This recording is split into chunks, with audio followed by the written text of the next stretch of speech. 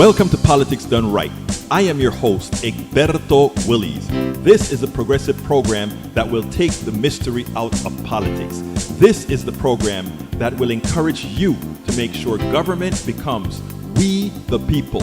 Whether you are liberal, progressive, conservative, or otherwise, you get to air your point of view. We are an independent media outlet that, unlike mainstream media beholden to corporations, we only owe allegiance to you. Remember, you can also send me a tweet at EGBERTOWILLIES. That is at Egberto Willies. Let us engage. It is Politics Done Right.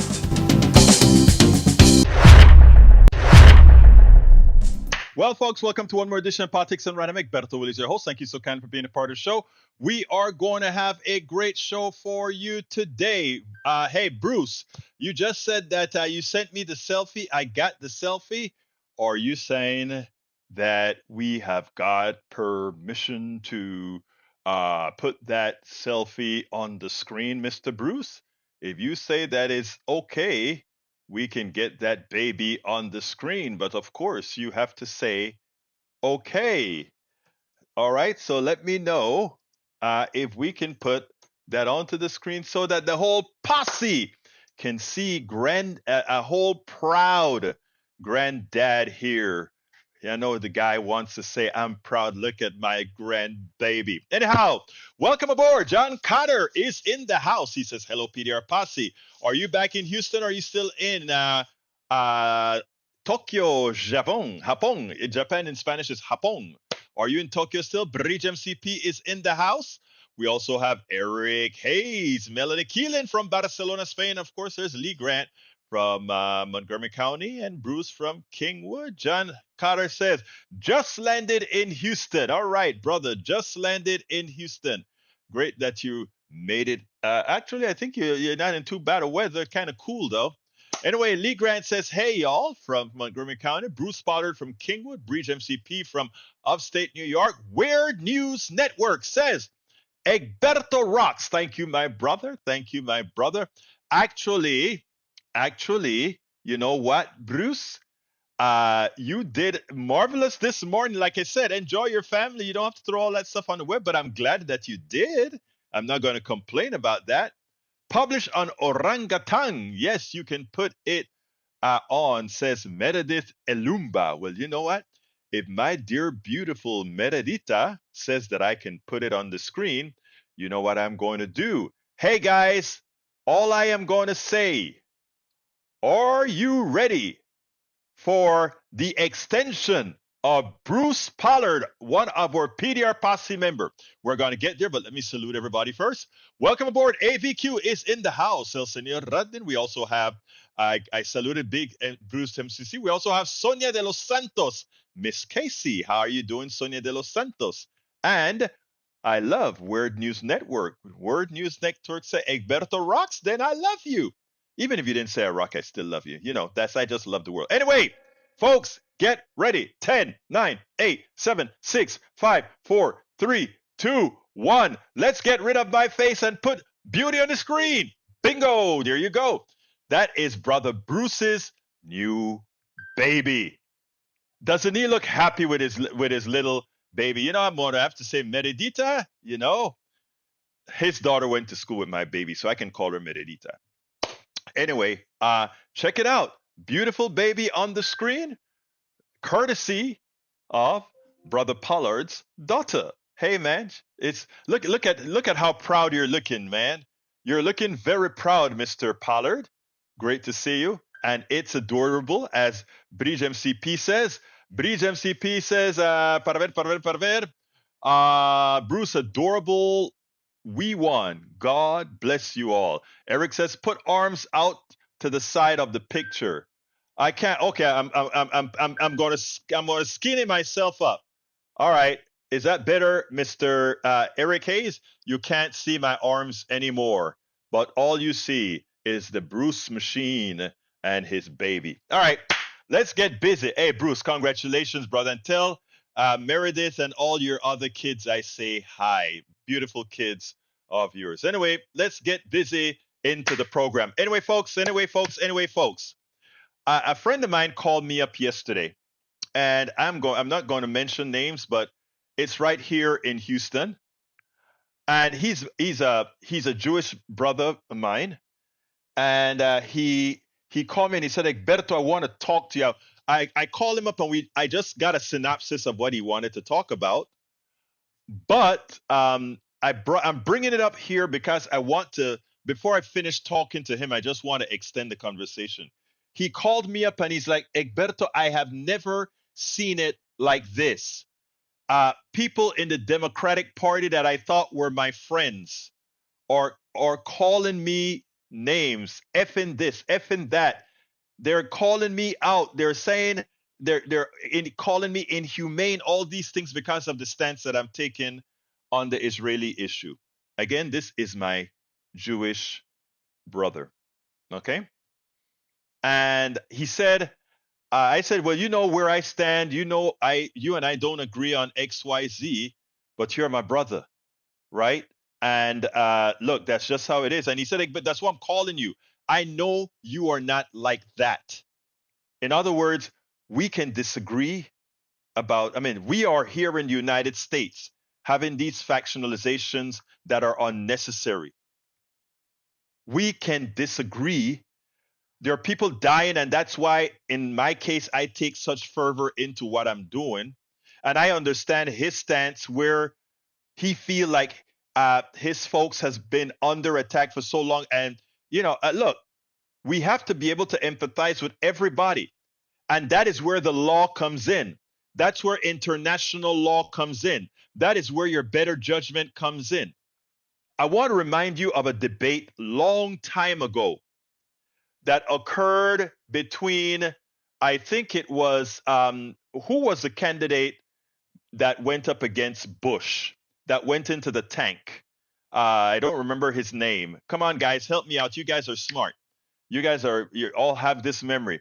There was this Democratic person, I think he was an ex-governor of Massachusetts, not Al Gore. He was the ex-governor of Massachusetts, and he went up against George Bush won. And I don't remember his name. Okay, it's not John Kerry. George Bush won. He went up against George Bush number 1, not George Bush number 2. And anyway, they made comics out of him inside of a tank. Okay, and the reason they did that was because he was trying to put out that he was a strong person. Here is the thing. Michael Dukakis. Thank you very much, Michael Rudden. I knew my brothers would come up with it. Michael Dukakis, they asked the question about because it was about releasing prisoners, and if a released prisoner killed your wife, because he doesn't believe in the death penalty, if somebody kills your wife, what would you do? And Dukakis gave a very matter-of-fact answer. He said, well, I just don't believe in the death penalty, and if they killed my wife, the law would take care of him and put him in jail. Something to that effect, he said. Now, the guy was right. He doesn't believe in the death penalty. Some of us don't believe the state should have the power to kill a person. All right? But that was his stance. Now, he was very antiseptic and academic. Now, here's the kicker. Had it occurred that Cuomo was running, if Cuomo was the one running, they asked Cuomo, how would you have answered that question? Cuomo said, I would have said, I have the passion. I would want to kill that person who killed my wife. I would want the state to kill that person who killed my wife. But I would hope that there were others out there that are willing to hold me back during my time of pain, during the time that I cannot see straight because it's directly affecting me. I would hope that there would be somebody there to restrain me. And it's the same thing I tell my friends. When I'm giving friends counsel, I would tell them, don't do that. They're having issues with their wives. They're having issues with their girlfriends, their kids. I would be like, don't do that, and take a step back. I would tell them that. And I remember my good friend, my brother, he looks at me and he said, Egberto, welcome aboard Yvette Avery Herod. He said, Egberto, shut up. If that were Ashley, that's not what you would be saying. To which I said, brother, you are right, but you're my brother. I would hope that in that time, you will be there like I am there for you now to pull me back. Why do I tell that story? I tell that story for one specific reason. This brother that called me up, Jewish brother, who a lot of folks, the progressives in the Democratic Party, are cussing him out. He thinks they're being anti-Semitic with him. He thinks they're doing all these things to him. I don't have the full story. I will shortly. Why can I talk to him? Why will I be willing to entertain what he's gonna say? Because I know that directly to him, what Hamas has done to people just because they are Jews resonates with him deeply, to such a point that I would tell him specifically, you cannot be thinking rationally about this. But Palestinians feel the same way too, for what has been done to them. And that is where the clash comes in. The empathy must reign, right? Because what's going on inside of the West Bank, where settlers are kicking people out of their homes under and with sanctioned by the military, it's just as bad. Where settlers are killing Palestinians in Gaza, it's bad as well. Just as bad. Where Netanyahu is leveling Gaza, it's just as bad. It's worse because it's more than 10 times the amount of people being killed than the people in Israel. It is more than, look at the cities, look at Gaza City, look at all the cities around Gaza. And then look at Haifa, look at Tel Aviv, look at Jerusalem. Yes, rockets are raining there every day, but America is paying and helping pay for the Iron Dome to prevent those rockets from landing. And guess what? They're not landing, hardly any of them. And people are living fairly normal lives in Tel Aviv, in Haifa, in Jerusalem, and elsewhere. Asymmetric. If you are a margin coming into into Israel, and you see what is occurring in Gaza, and then you see what is occurring in Tel Aviv and Jerusalem and all these places, there's no way anybody with a rational mind would ever not say that Netanyahu and the IDF are the aggressors, or the killers, or the immoral ones, or the inhumane ones. Just eyeball. Your eyes are not lying to you. People say, well, look, these guys went, I heard today on one of the newscasts, oh, they're chopping babies' heads off and they're cutting babies and throwing grenades on babies. Yeah, well, Israel is dropping 1,000-pound bombs and 500-pound bombs in apartment buildings. That's not slicing the throat of one baby. That's not cutting the heart out of somebody. These are bad things. They're doing it en masse to an entire apartment complex, to an entire village. People, open your eyes and see why the rest of the world does not agree with us. Understand why the rest of the world does not agree with us. And you ask why Biden's numbers are failing?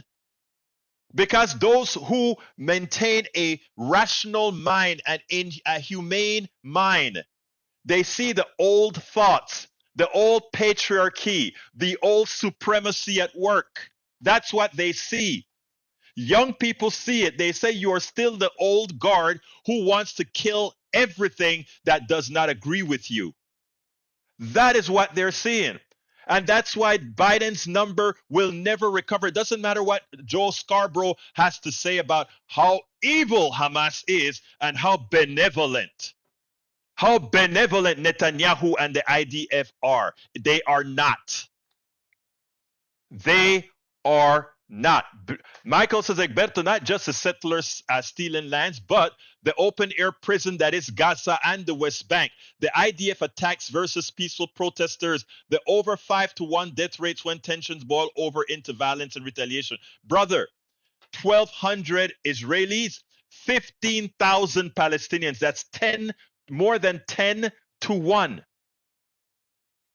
Let's be honest. That's where it has to start. With honesty. Yes, Hamas is evil, but I'm going to show you something. I want to show you something. Okay? Let's take a look. This one is from courtesy of Bridge MCP, who brought it to my attention.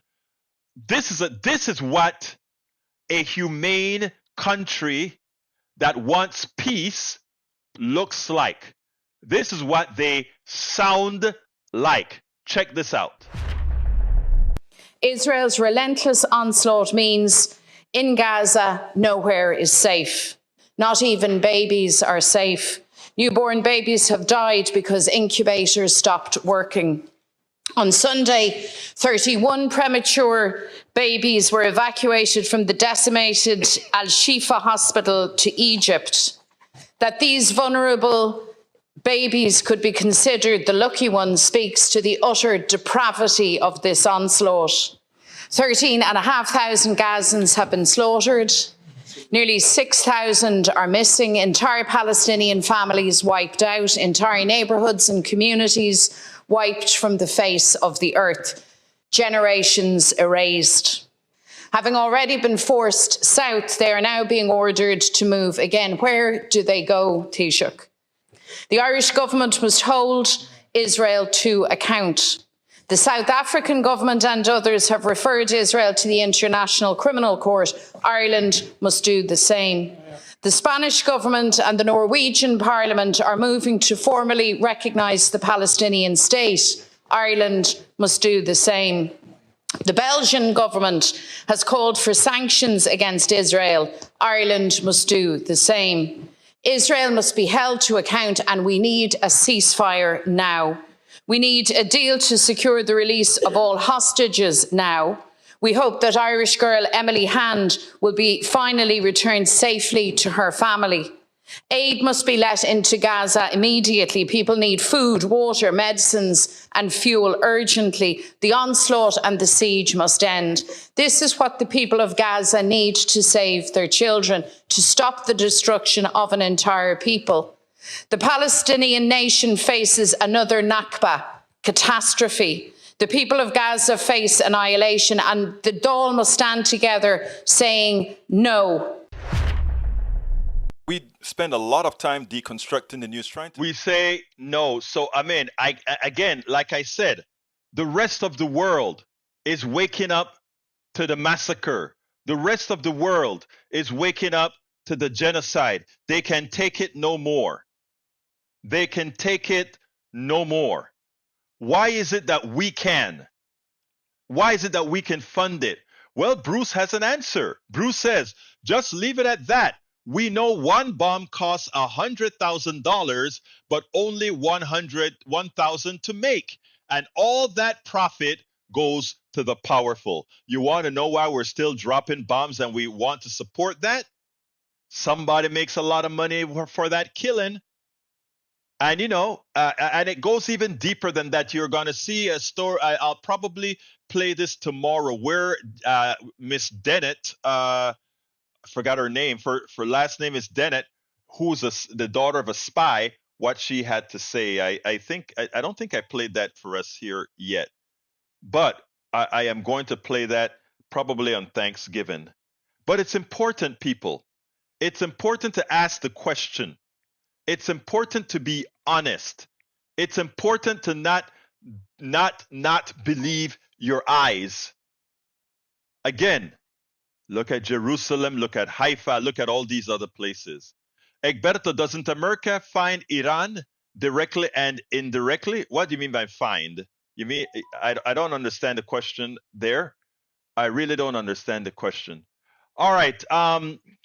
Let's see. Breach. No, there's no thanks required here. Breach. I'm glad you found that so that I could play that. Fund. The United States. No, we don't fund Iran at all. But I tell you what, we overthrew a democratic government in Iran to install the Shah, and then all hell broke loose. Follow the pipelines. Yes, Alistair. Alistair, did I play that on KPFT? Or rather, did I play that? I don't think I just did an interview with her last week. I don't think I played it here yet. I could be wrong, but I don't think I played it here yet.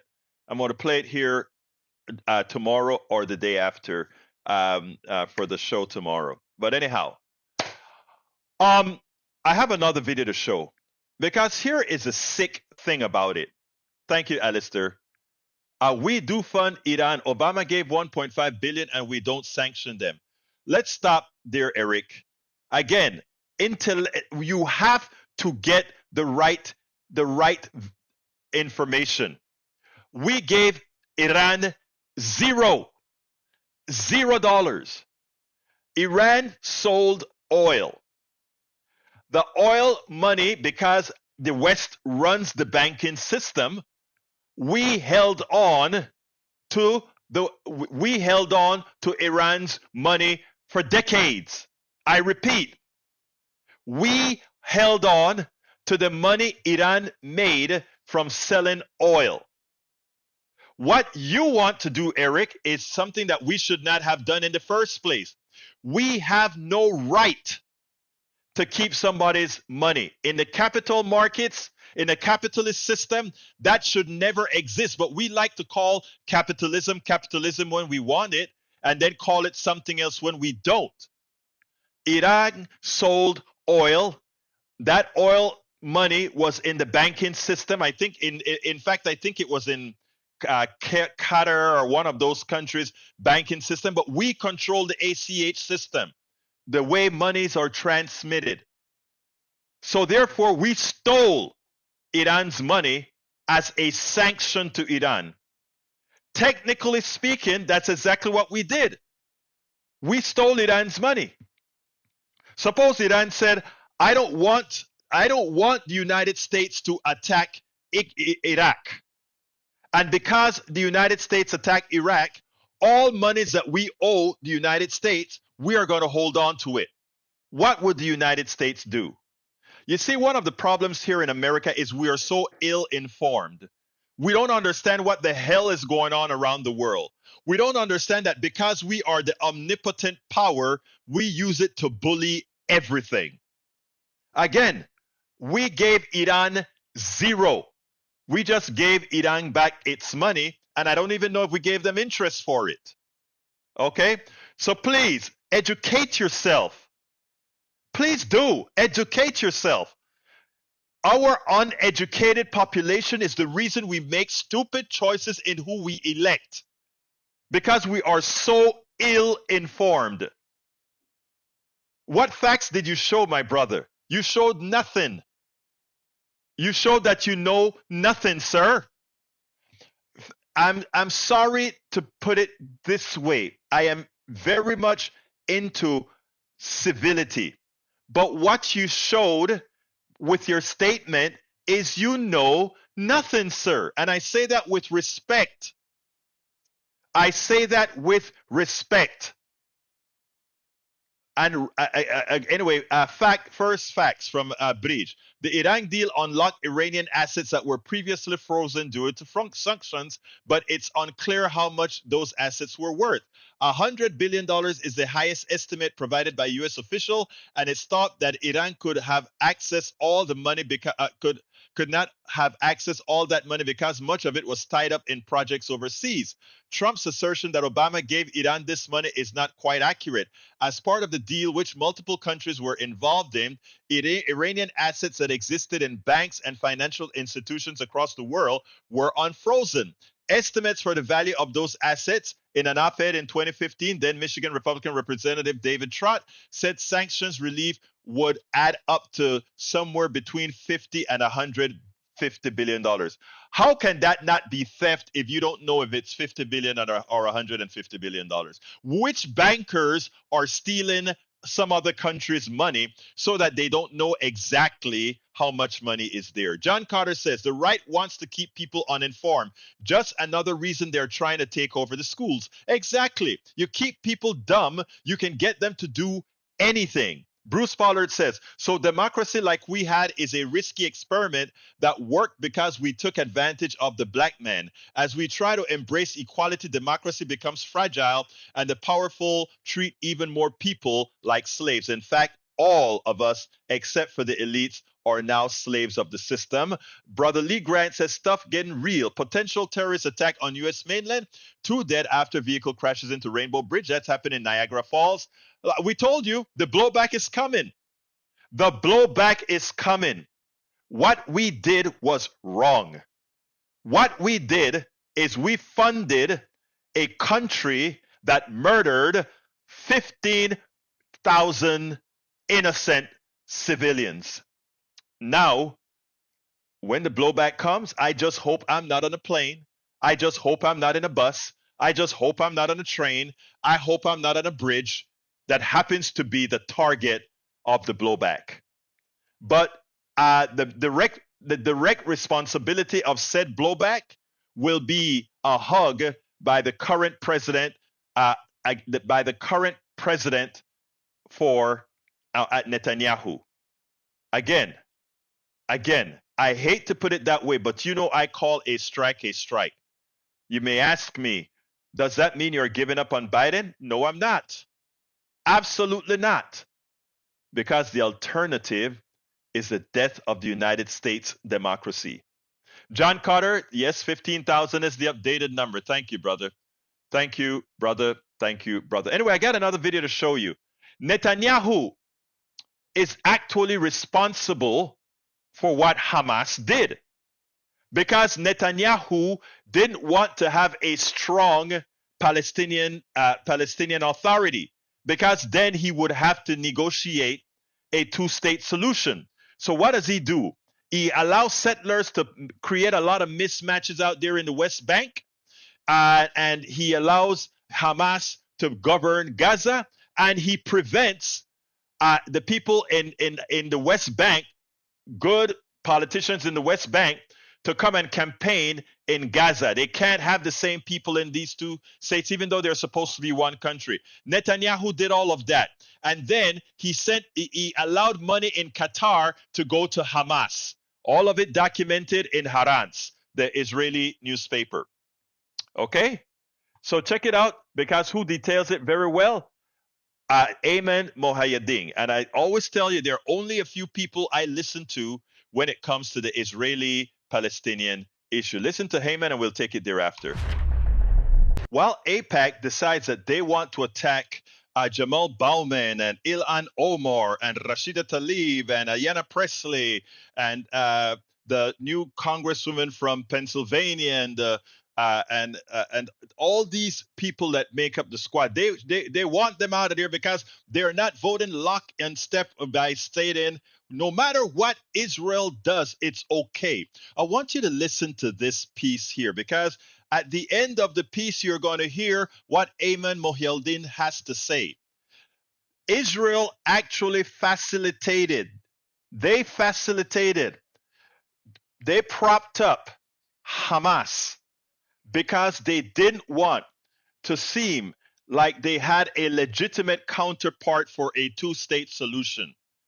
And now you want to hold Bauman and all these people for saying, let's be rational, responsible for not going and simply doing what Israel wants to do when they botched the Palestinian issue by propping up Hamas. Listen to this and then we'll take it on the other side. Ayman, let me talk to you about the Qataris here. Sure. Which is, to me, one of the most fascinating countries on earth. Yeah. Very small country, very rich country, the kind of place where you have both members of the Iranian government and members of Hamas and a U.S. Army base. And the Taliban. And the Taliban. Everyone's there. It's like the Switzerland of the Middle East. Talk about their unique role here, because to your point about how there were some back channel conversations happening basically from day one. Yeah. It has all been in Qatar, and it's been through the Qataris. Yeah, and Qatar has kind of held this foreign policy in the region that has actually agitated a lot of its neighbors for some time, that it has tried to keep open lines of communications to some of the most hostile players in the region. And their position has been, we are doing that at the request of the Americans. It is the Americans who have asked us to have an office with the Taliban. It is the Americans who have asked us, and the Israelis have asked us to keep those indirect talks with Hamas. If Hamas did not exist in Qatar right now, and if they were in Iran, can you imagine how hard these negotiations would be to secure the release of these hostages? So their position has been that we have tried to maintain open lines of communication. Now, with that comes activity that I think Western countries would look at and say, well, that's a little bit questionable. Qatar's position is like, well, we have to build trust with these people. Right. If you want to have a Taliban office here, if you want us to have Hamas's office here, you have to allow us to interact with them in a confidence-building measure. And in one of the ways that people have been critical of the Qatari government has been that they are giving money to Hamas. That is money that is sent to Hamas with the approval of the Israeli government. That's important to be very clear. It's not that money is just being transferred there. Some of the money has been delivered in cash, and it has been done with the blessing of the Israeli military, which for a long time had wanted Hamas to be propped up in order to weaken the Palestinian Authority in the West Bank. So it's not that simple. These neoliberals, these fascists, these right-wingers, like, they know nothing about diplomacy. They know nothing about how to run a country, but they do know how to have war, and they do know how to sell people out. That is how it has operated in the United States. That is how it has operated in Brazil. That is how it's now operating in Argentina, now that they have elected a right-wing guy who doesn't even believe in women's rights or climate change or any of these issues. So, folks, let's be clear here. What Bauman and the squad are doing is what every Democrat and Republican in Congress should be doing. They should talk about a ceasefire. They should talk about stopping the murder and killing and genocide in Gaza, because, again, yes, what Hamas did was horrendous, a terroristic act, but what do you expect of terrorists? Israel is a state. Hamas is a terrorist group. But worse, that Israel facilitated that Hamas's existence as an opponent to the Palestinian Authority, so that a two-state solution wouldn't come to fruition. Who should we be holding accountable? It's clear. It is absolutely clear who we should be holding accountable.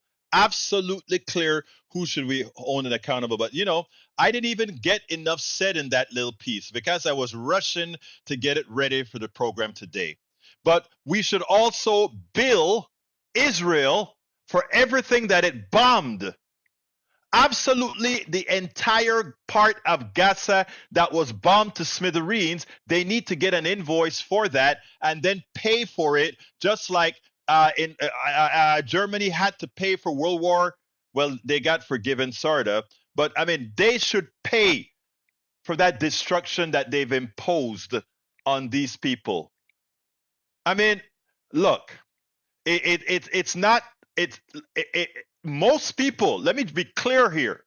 Most people think the way I do, but most as well are scared to say it because of groups like AIPAC, and they fear being called anti-Semitic. I do not fear being called anti-Semitic because I am multi-everything. Don't fall for the fear. Do not. Right now, AIPAC is going to spend $100 billion. $100 billion to get rid of the squad. Why do you think they want to do that? They want to take the platform away from the squad because they're all young, they're all people of color, they're all of this ilk that they fear. People who understand what it is to have had a pressure on you. People who understand how it has been to be maligned. People who understand all these issues. Folks, we got to use our heads here. We got to use our head. Bridge MCP says Santa is giving out reading books this year and a book on how to concentrate and not skimming. I know, Bridge. Michael says, Rudnin, why is Eric talking about Vietnam? Ending wars has also been a messy affair. There's no such thing as a clean exit after a war. Look, by now we understand our brother Eric. Eric has an issue. I don't understand his thinking process. He's a great guy. But I sure as hell don't understand his thinking process because it's completely irrational. Nothing that you say can break into, but what I say is this: Eric is great because Eric gives us an opportunity to speak to all those who inform him. Because while he may hold on to the information that was used to inform him, that's fine. But we can get to others, and that's what we do. Lee Grant says Hamas has promised more attacks and seek to eliminate Jews in Israel. What will you say after the next attack? Well, what will I say after the next Israeli attack on Gaza or the West Bank? I mean, the Gaza and West Bank is under constant attack from Israel. Always. So what I'm saying, it's conflict between the two sides. And as Obama said, there are no clean hands. But the one thing that we do know is that it's asymmetric because the powerful Western countries are in support of Israel and they treat the rest of the Palestinians as third-class citizens. And as a person from Panama, I get it. I can empathize with that because when Bush #1 came into Panama and killed thousands of Panamanians to get Manuel Antonio Noriega, he didn't give a damn about the lives of people like me back in Panama, in Chorrillo, Colon, and David. So I get the Palestinian mentality. I have lived the Palestinian mentality. And there are a lot of people around the world. Every time you hear that we launch an attack on some country, and we hear that the collateral damage, 50 people died from the collateral damage, 40 people died from the collateral damage, 10 people died from the collateral damage. What do you think those people believe or see? That's ridiculous. No, progressives are not generally soft and criminals. Donald Trump is a criminal. Which one of you want to convict him? Which one of you want to put him in jail? He's the largest criminal out here. Which one of my right-wing brothers and sisters want to do something about it? Bridge MCP says, as I have. You don't know what it's like unless you live it, Egberto. But, Bridge, let me push back a bit. I am not gay. I am not a woman. But I can empathize with what women go through. I can empathize that women, in as much as they are the backbones of a family, that they're the backbone of an industry, that they're a backbone of an office, that when the promotion comes, that they give it to the guy. That when the promotion comes, they say, well, you're not good enough. In as much as you're the one holding stuff up. I get it. I just relayed a story about yours truly for one of the companies that I worked for. I saved the company a year in development, 1 whole year in development. They didn't have to go make a product intrinsically safe. It didn't have to get any new FCC approvals or anything because the change that they were going to do in hardware, I found a way to do it in software. And when it was time to go give the demo and all of that to the big company, and I'm going to name the company Transco, they said, Egberto, please show this guy here everything that you did. Your time is too valuable. Let him do the job to do the display. And only after he failed miserably, when the question and answers came, did they bring me in. Again, I get it. I can empathize with those who've been maligned. And you know what?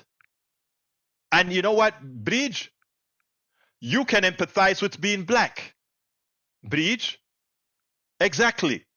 You don't have to be black to understand what a black person goes through when they go to a store and walk. You don't have to be Palestinian to understand that that Israel has no problem blowing them up because they think they're animals. You don't have a problem understanding what gays go through just for being gay. You don't have a problem.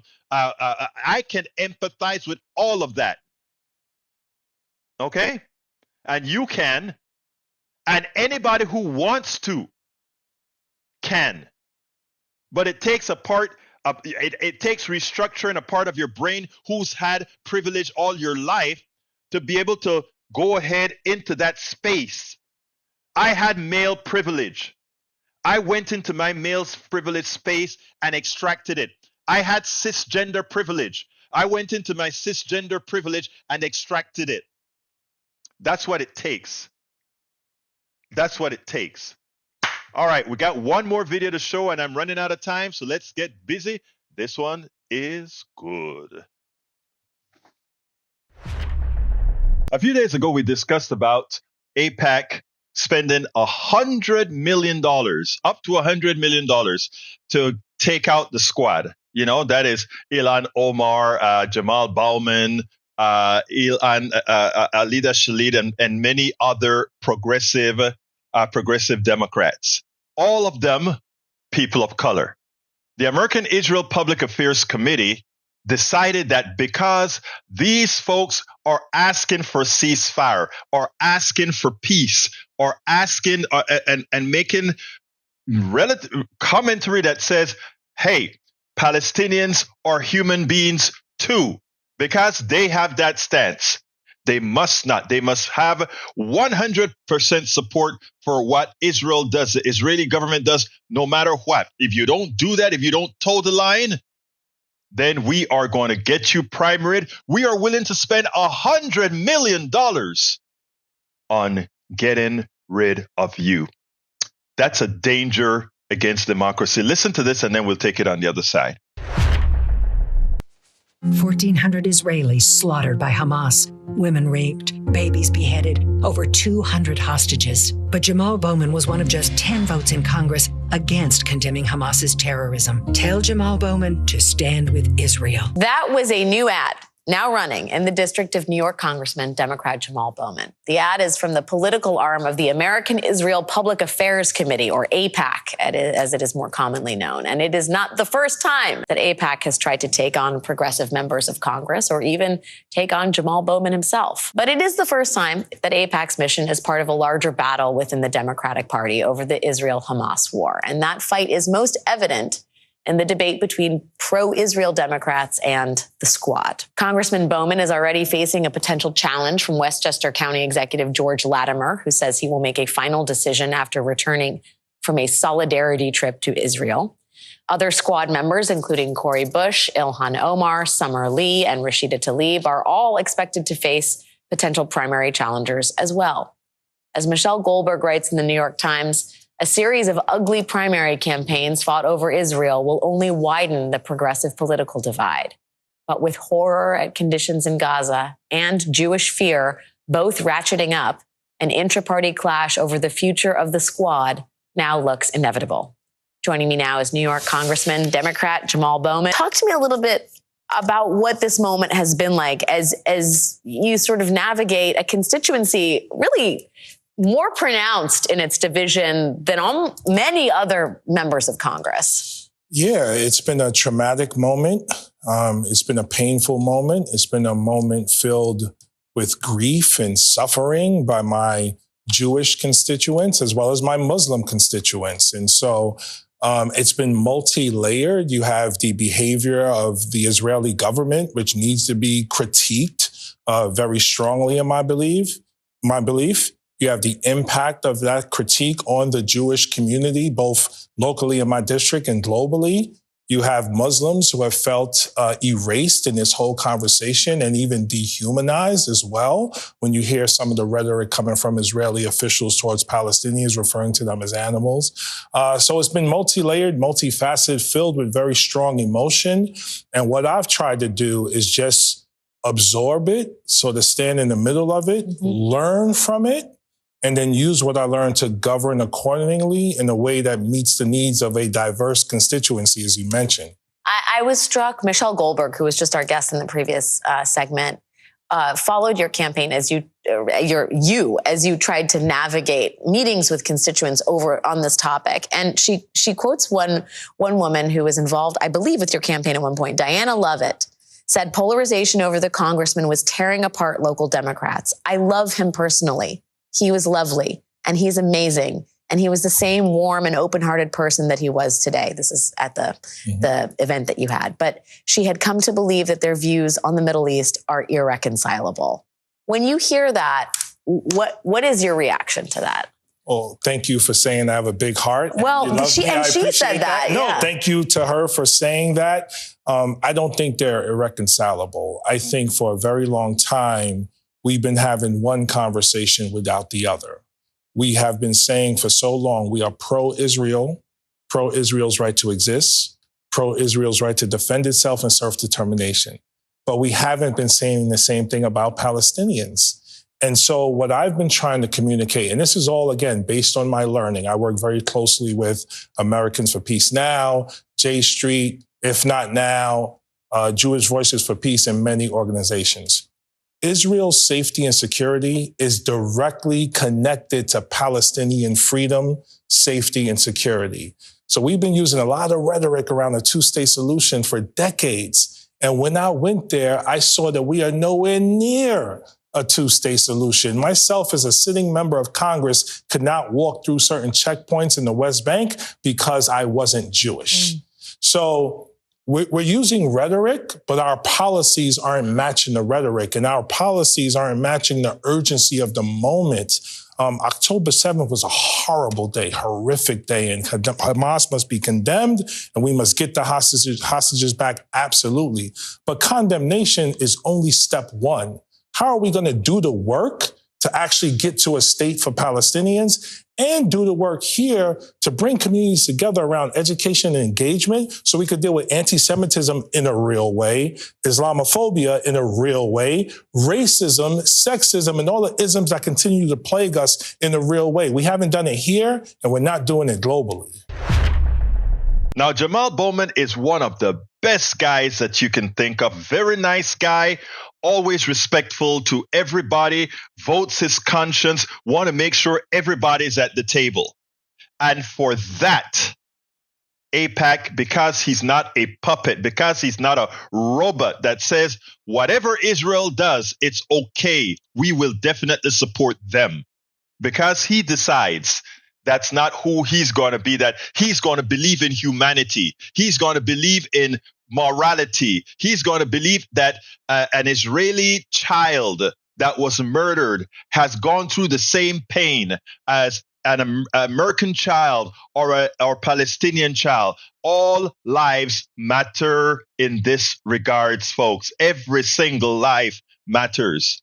And because he's taken that stance, because the squad is taking that stance, because they decide that this neoliberal militarism isn't the answer. After all, they've been at it for 75 years and they're just killing in between each other. Of course, because of the asymmetric warfare that we have here, Israel always exact orders of magnitude more death, destruction, and pain on Palestinians than they inflict on Israel. And you don't have to create stories. You don't have to create anything. Just look at the numbers. Just look at the state of destruction in city after city. Palestinian city versus Jewish city. According to everything that we see, they make you believe the one group is always the aggressor. Folks, your eyes are not lying to you. Death. There are now, for the 1,200 Israeli deaths, that's horrendous. It was criminal. It was terroristic. But now for that, the toll in Gaza is 10 times, more than 10 times that number. Where is the humanity? Where is the empathy? Where is the morality? Where is the morality? I repeat, where is the morality? And Lee Grant, Nobody's apologizing for Hamas. But the person that's probably doing the most apologizing for Hamas is Netanyahu. Hamas was Hamas was partially being funded with a sly eye from Netanyahu. Read, my brother, read, understand what has occurred. Let's make smart decisions. The blowback is coming. We have opened up a whole can of worms, and the blowback is coming. You don't kill 15,000 people in a cage and don't think that look, those 15,000 people that died, there is a doctor here in the United States that lost 50 somethings of his family, 50 something members of his family. That doctor has relatives here in the United States as well. What do you think is going through some of them? And for those, whichever one has some mental issue or snap or whatever, what do you think they're going to do? Blow back. Blow back. I hope our forces are really working hard to prevent the blowback. But as we know, in a capitalist society, even the security is, if they're not making a good enough profit, what suffers is the security. Folks, the blowback is coming. I sit down, you don't lose 15,000 lives, 5,000 babies. You don't see the blood and guts that we're seeing right now on TV of these innocent people and don't think something is going to happen. Bree says, how Israel helped create Hamas? All signs indicate that the government of Israeli Prime Minister Benjamin Netanyahu is prepared to wage a protracted battle in the battered Gaza Strip as it seeks to crush the capabilities of the Islamist militant group Hamas. The ongoing conflict has already exacted a bloody toll, with the Palestinian death count approaching the total of Israelis' 2008-2009 bombing campaign across Gaza, which led to over 1,383. That's an old article. We're over 15,000. We're over 15,000. Let me see if it talks about Hamas to infiltrate Israel. Anyway, yeah, we are at 15,000 deaths. 15,000 deaths. Egberto, 20 years ago article. Oh, got it. Thank you, girl. Thank you. Bruce says, you think Ukraine issues the same as Isaac? Maybe so. Then the answer is simple, but I think the world would have been destroyed if that was true. Again, Bruce, there's nothing similar about the two incidents. I said that from the time when Biden went on national TV to try to tie a string or draw a line between Israel and Hamas. I'm like, you can't compare the two at all. They're very, very, very different. There's nothing they share in common. Nothing. Absolutely nothing that they share in common. Nothing that they share in common. Ukraine was an independent state, as well as Russia was an independent state. Gaza and the West Bank were simply jails, open-air jails of the Israeli apartheid government. That's it. Nothing more, nothing less. Nothing more, nothing less. Michael Rodden in 2014 saw IDF attacks against peaceful protesters, so many deaths. Yeah, they just bombed the camp. That's all they did. They didn't care. They don't consider these people human beings. Anyway, we're getting close to the end of the program, which is the time for my ask. So I want to ask you so kindly, folks, to look, on the mainstream media, all they're doing is trying to convince everybody, including those who have seen the light, that somehow they're seeing wrong. Don't buy it. We have to stick together. We have to be circumspect. We have to continue the pressure.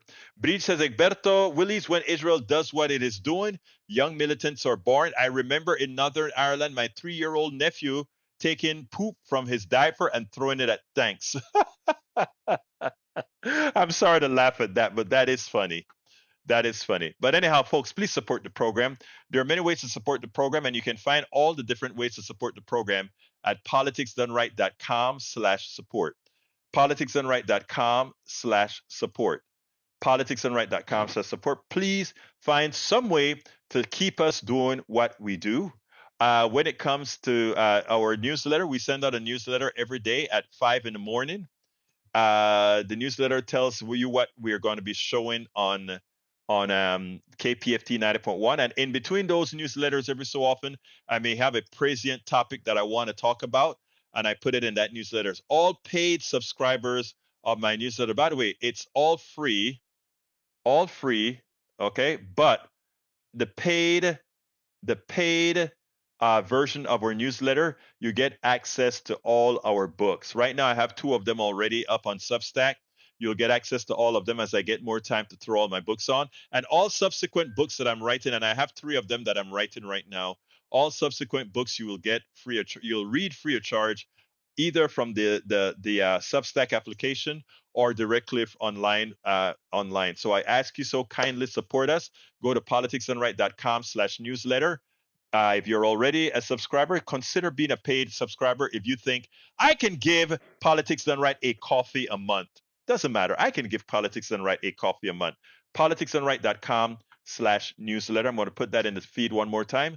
politicsdoneright.com/newsletter. Other forms of support you can find at politicsdoneright.com/support. I'm going to throw that in there one more time again. politicsdoneright.com/support. Other ways to support the program. Anyway, folks, gotta get out of here. My name is Egberto Willies. This is Politics Done Right. And you guys, first of all, thank you all for being here. Both my lefties, my righties, and my moderates. Thank you so kindly for being here. Remember, if we're here talking, we're not fighting. If we're here talking, we can together solve problems. Happy Turkey Day. My name is Egberto Willies. This is Politics Done Right. And you guys know how I end this, baby. I am what? Out.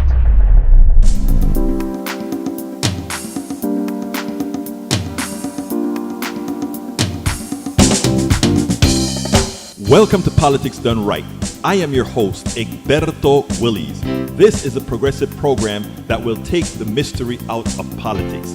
This is the program that will encourage you to make sure government becomes we the people. Whether you are liberal, progressive, conservative, or otherwise, you get to air your point of view. We are an independent media outlet that, unlike mainstream media beholden to corporations, we only owe allegiance to you. Remember, you can also send me a tweet at EGBERTOWILLIES. That is at Egberto Willies. Let us engage. It is Politics Done Right.